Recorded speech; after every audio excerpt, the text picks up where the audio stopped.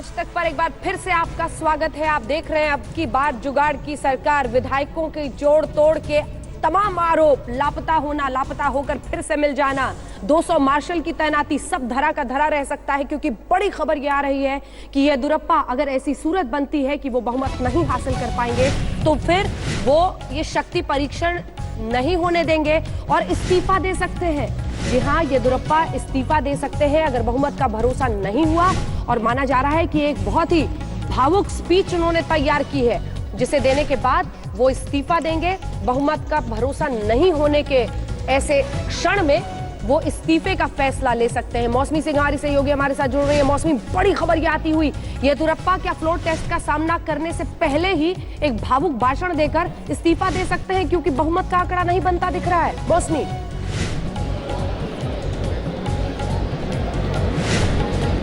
देखिए अंजना, जैसे ही बीजेपी की जो वोट है वो डगमगाने लगी तो उसके बाद ये खबर आई है कि बीजेपी यानी कि येदियुरप्पा इमोशनल कार्ड खेलेंगे। क्योंकि अगर आप सोचिए, फ्लोर टेस्ट होता है और बीजेपी को कांग्रेस और जेडीएस मिलके पटकरी दे देते हैं तो पूरे देश में क्या संदेश जाएगा। यानी कि नरेंद्र मोदी का जो जिन है उसको भी कोई हरा सकता है, एक गठबंधन हरा सकता है।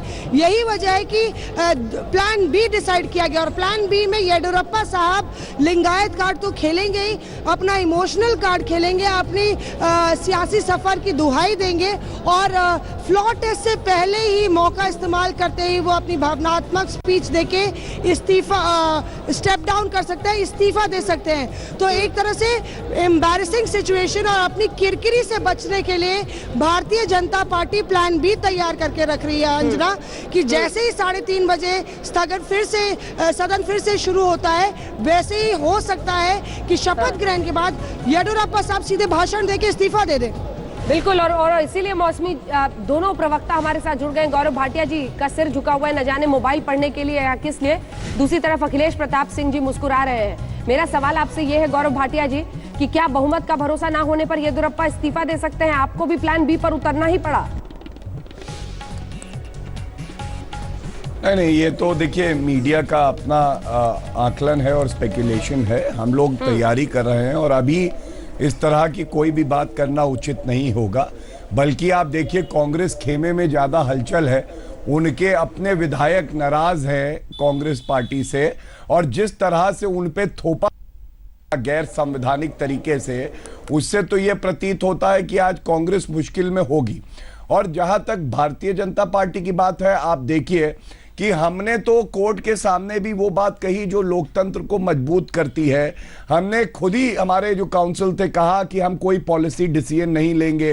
कांग्रेस ने पहले एंग्लो इंडियन अपॉइंटमेंट किए हुए हैं, हमने मना कर दिया। और आज हमने कहा जो हमारे काउंसिल थे उनके तहत कि हम लोग लाइव स्ट्रीमिंग कराएंगे।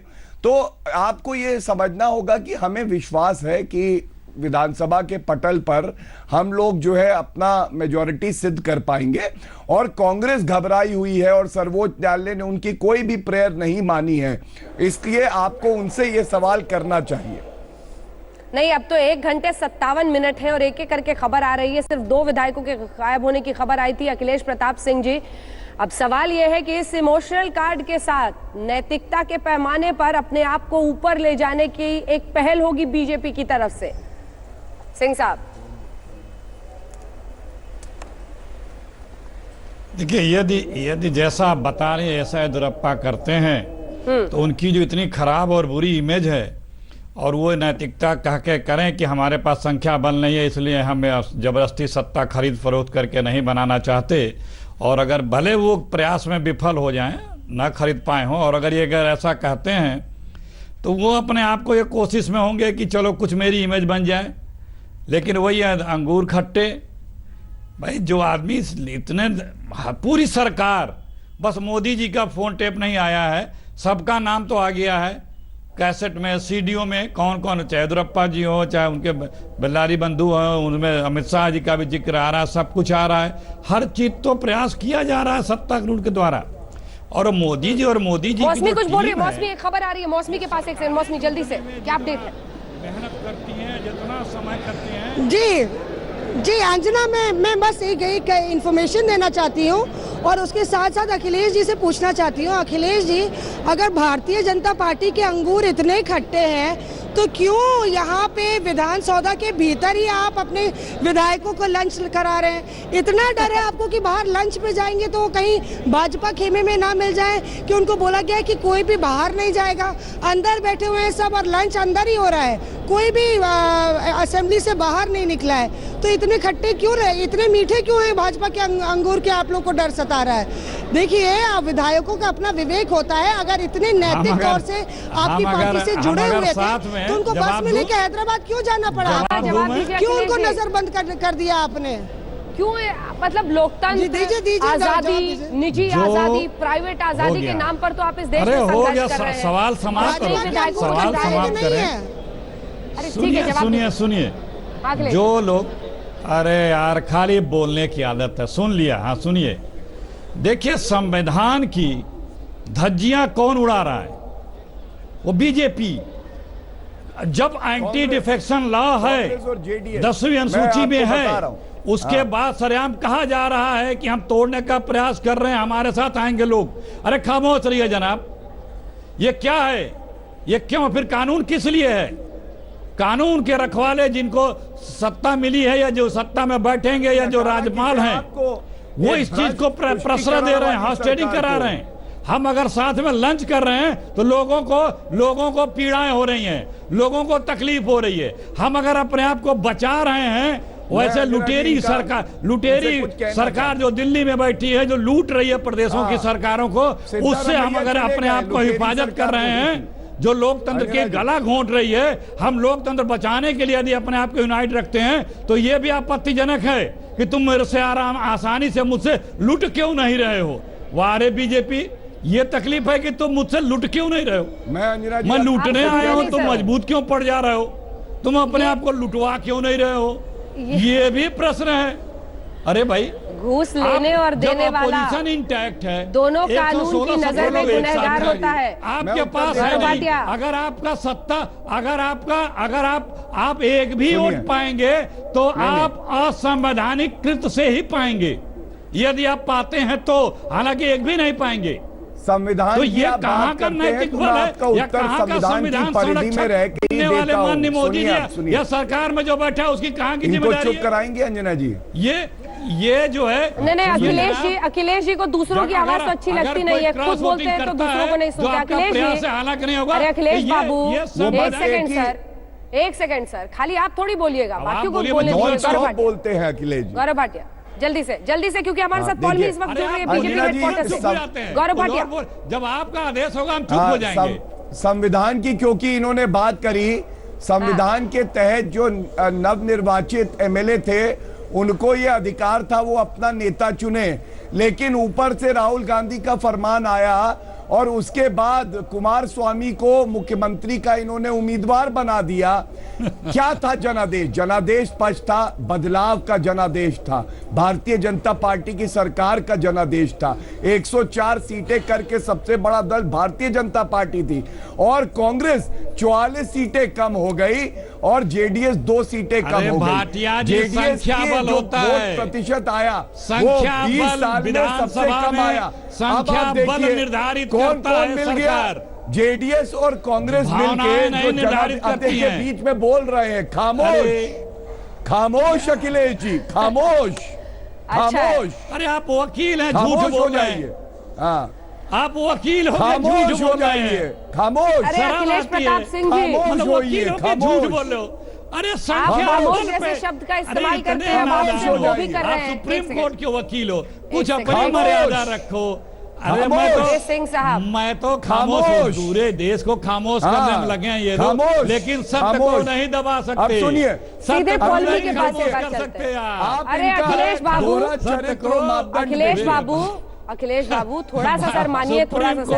मुझे पता है कि आप अपने आप को सर्वोच्च ज्ञानी मानते हैं, लेकिन थोड़ा सा आपसे विनती है, क्योंकि आप सबसे ऊंची आवाज में बोलते हैं, बड़ा मुश्किल होता है, सब चीखने लगेंगे। आप लोगों से ज्यादा ज्ञानी कौन है? नहीं, आप तो सबको सिखाते हैं सर, आप सर्वज्ञानी है। Follow me. देखिए, फरमान की बात हो रही थी, क्या बीजेपी हेडक्वार्टर से कोई फरमान गया है? ताजा खबर आ रही है। अखिलेश जी प्लीज सर, पॉलमी जल्दी से बताइए, क्या यहाँ से कोई फरमान गया है? माना जा रहा है कि येदियुरप्पा इस्तीफा भी दे सकते हैं। पॉलमी जी, पॉलमी। खबर आ रही है कि इस वक्त जो बीजेपी जिस तरह का माहौल देख रही है, उनको नहीं लग पा रहा है कि वो फ्लोर टेस्ट पास कर पाएगी, वो अपना बहुमत साबित कर पाएगी इस वक्त। तो उन्होंने एक प्लान बी ऑलरेडी तैयार रखा है, जिसके अनुसार येदियुरप्पा रेजिग्नेशन दे सकते हैं ट्रस्ट वोट के पहले। एक आध घंटे और देखेंगे, 3:30 बजे असेंबली रिकन्वीन होनी है। स्पीच तैयार हो चुका है, जो हमें सुनने में आ रहा है कि येदियुरप्पा एक स्पीच देंगे, बहुत इमोशनल स्पीच होगा। कुल 13 पेज का वो शायद स्पीच होगा, जिसमें वो बताएंगे कि किस तरह से उन्हें रोका गया इस कर्नाटका स्टेट को लीड करने से, सिंगल लार्जेस्ट पार्टी होने के बावजूद। किस तरह से शायद वो लिंगायत कार्ड भी प्ले कर सकते हैं कि कांग्रेस जेडीएस ने एक लिंगायत को चीफ मिनिस्टर नहीं बनने दिया। तो एक बहुत ही इमोशनल स्पीच शायद इस वक्त तैयार किया जा रहा है।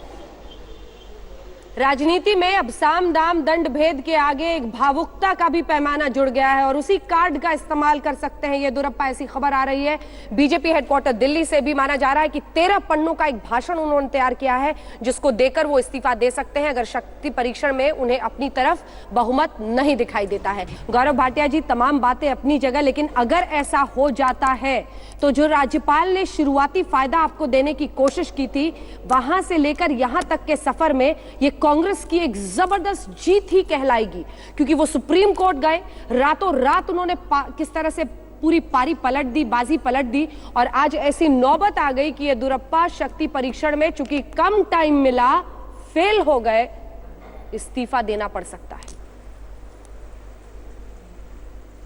अंजना जी, देखिए 1.25 घंटे बचे हैं और हमें इंतजार करना चाहिए कि विधानसभा के पटल पे क्या होता है। अगर और मगर पे टिप्पणी करना बिल्कुल उचित नहीं होगा। दूसरी बात, सत्य को कोई बदल नहीं सकता है। कोई इस बात को नहीं बदल सकता कि जो जनादेश आया उसमें कांग्रेस को लताड़ के जनता ने बाहर भेज दिया और भारतीय जनता पार्टी की सरकार कर्नाटका की जनता चाहती थी। आप बताइए मुझे, जो जेडीएस अभी तक सिद्धारमैया को कह रही थी कि ये किसानों के अहित में काम कर रहे हैं, जो ये कह रही थी कि हमने ही हमने ही जो है 70 लाख की सिद्धारमैया की घड़ी दिखाई और ये मुद्दा उठाया और भ्रष्टाचार और तुष्टीकरण का आरोप लगा रही थी सिद्धारमैया पे, आज वो लोग साथ हैं। क्या ये बात जनता नहीं देख रही? क्या इसको आप जनादेश कहेंगे? अखिलेश जी, 2 लाइन में जवाब, 2 लाइन में जवाब, ठीक है। जेडीएस का एस संघी नहीं, अब सेक्युलर हो गया क्योंकि कांग्रेस से हाथ मिला लिया। जिसने वोट किया वो लोग तो आज ठगा महसूस कर रहे हैं। अखिलेश जी, अंजना 10 करोड़ की, अब ये 10 करोड़ की सूट पहनने वाले घड़ी का जिक्र करते हैं, शर्म नहीं आती है, और जनादेश इनको मिला। वक्त हमें इतने की इजाजत देता है। एक छोटे से ब्रेक के लिए हम रुक रहे हैं। 1 घंटे 42 मिनट और तय हो जाएगा येदियुरप्पा का भविष्य, और उसी के साथ एक जबरदस्त संघर्ष जो हमने सत्ता के लिए कर्नाटक में देखा, उसके भी आगे की रणनीति और परिणाम। ब्रेक के बाद लौट रहे, देखते रहिए आज तक। लेटेस्ट खबरों के लिए यूं ही देखते रहिए आज तक, और इस वीडियो के पसंद आने पर लाइक, शेयर एंड सब्सक्राइब करना ना भूलें।